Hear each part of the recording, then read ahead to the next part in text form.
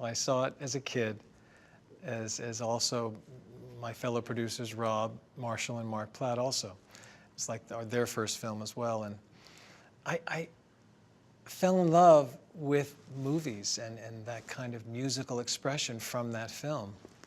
It's funny, I know Rob has too. He's told me the same. And being taken as a child to something and to have it last a lifetime is staggering enough. But then when you're asked to do a sequel, to take it further, it's even more daunting because of the weight that it's had in your own life. And I know Rob felt the same. We began writing it with, collaborating on how we're going to tell this story.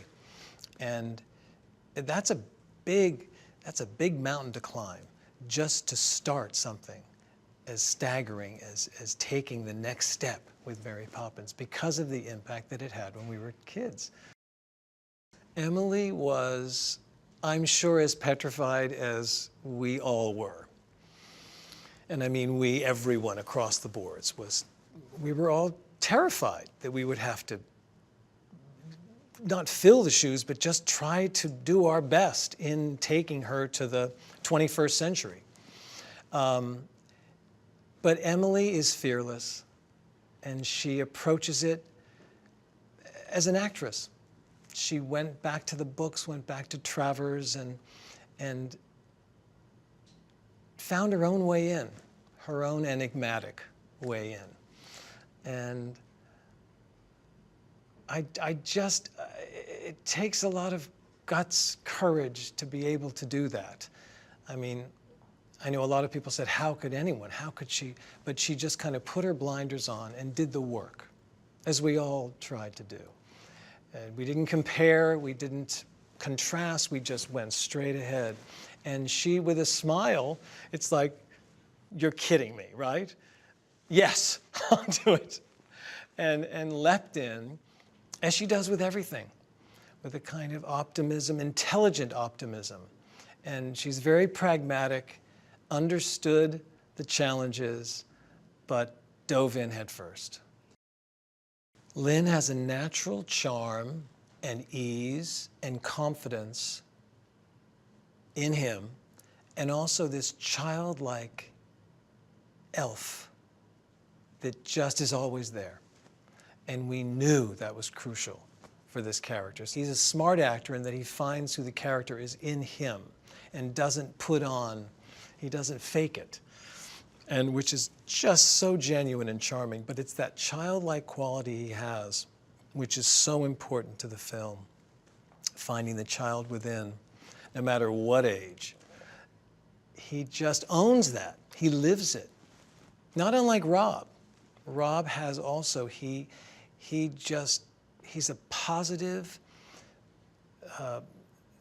just smart, positive, childlike character. I mean, people say he is like Mary Poppins because he does take care of people. He does wrap them up, and he just wants you to feel good about who you are and what you are. But that's who Lin is. Lin just has this guileless little boy that he carries around in him. Our brilliant composers are Mark Shaman. He does the music and also the lyrics with Scott Whitman. And the two of them they just understood the whimsy and the specificity of this world in a way. The lyrics are so intelligent, and you have to go back and listen because they're really smart. There's an elegance to them, and yet they're funny and fun. And to create a score like this that's so integral to the plot, it's like I almost don't want people to hear the songs until they see the movie, because it's part of the whole. They've created this kind of, and Rob, this kind of inextricably bound piece that if you pull it apart, it will fray almost to me. It's so important that the tone and the how it progresses through and the pacing, they just nailed it. And we were so thrilled with working with them. Oh, A Trip a Little Light, they just, again, nailed so quickly.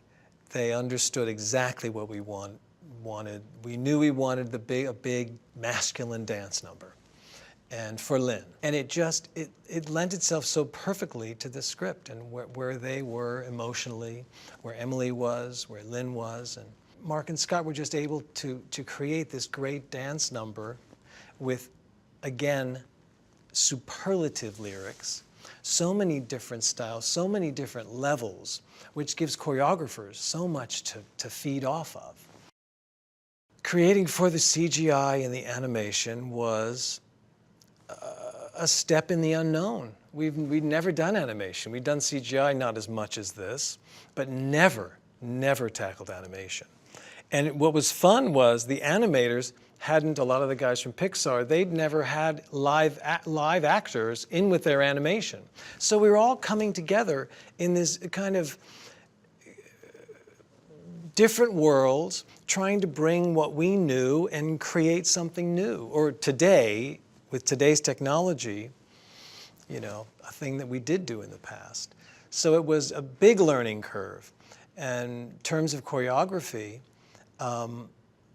we just learned how you do it and kind of just laughed and would go into these green rooms with everybody in green and just try to create and use our imaginations. You have to just put that imagination cap on your head and hope that it's going to, because you not only have to go through your eyes and the camera's eyes, but then you have to get bringing a whole nother team of animators and CGI folk and get everybody on the same page.